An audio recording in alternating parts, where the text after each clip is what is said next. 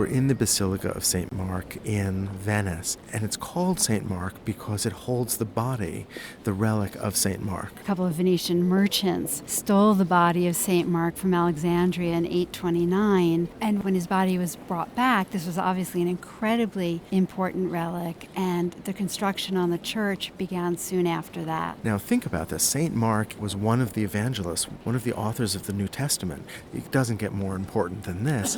And the idea of bringing his body back from Alexandria was especially important because Egypt was then controlled not by the Byzantine Empire, that is not by the Christian world, but it was in Islamic hands. There was even a legend that St. Mark had a vision that his final resting place should be in Venice. Of course, these are the kinds of legends that grow up to justify these kinds of historical events. That's how it seems to us, certainly in the 21st century. The church is Byzantine in style in every way that we think about Byzantine architecture. And the church that we're in currently was begun in 1063. It replaced two earlier and smaller shrines.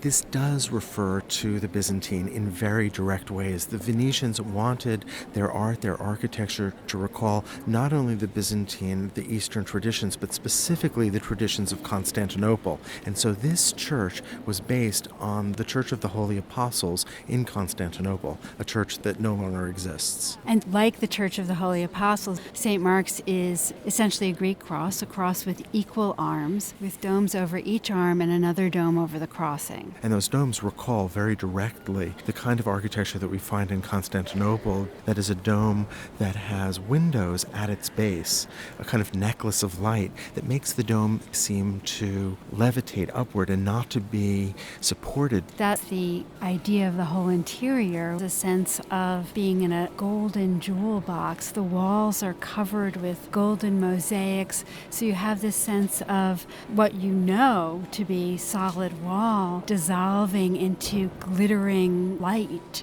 40,000 square feet of the surface of this church is covered with mosaic. The mosaics date from different time periods, but let's take a look at an early mosaic of a subject called the Harrowing of Hell, also known as the Anastasis. This is Christ who's gone into hell. He's battered down the doors. He's going in to save virtuous souls who are there because they lived before the possibility of salvation, that is, before his sacrifice on the cross. In this case, you actually see Christ grabbing the wrist of Adam. Eve is just behind him. He's going to save Adam and Eve from limbo, that is, from not being able to enter heaven. And you'll notice that he's grabbing Adam not by the hand, but by the wrist. This idea that human beings can't save themselves, but needed Christ's sacrifice. They need Christ. It's not a partnership, in other words. It is Christ leading them out. And behind them, perhaps other worthy souls, perhaps Old Testament prophets. But I think my favorite part is what Christ is standing on. Well, he's standing on Satan, whose hands are bound in chains, and who's represented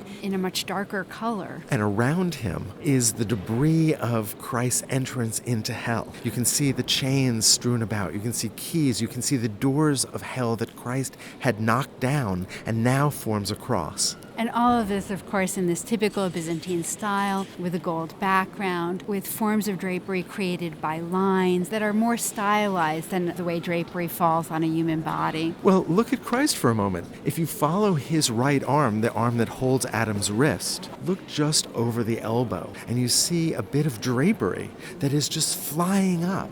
And it not only seems to have a life of its own, but also seems to suggest that Christ has just arrived. Look at the length of those bodies. Look at their attenuation.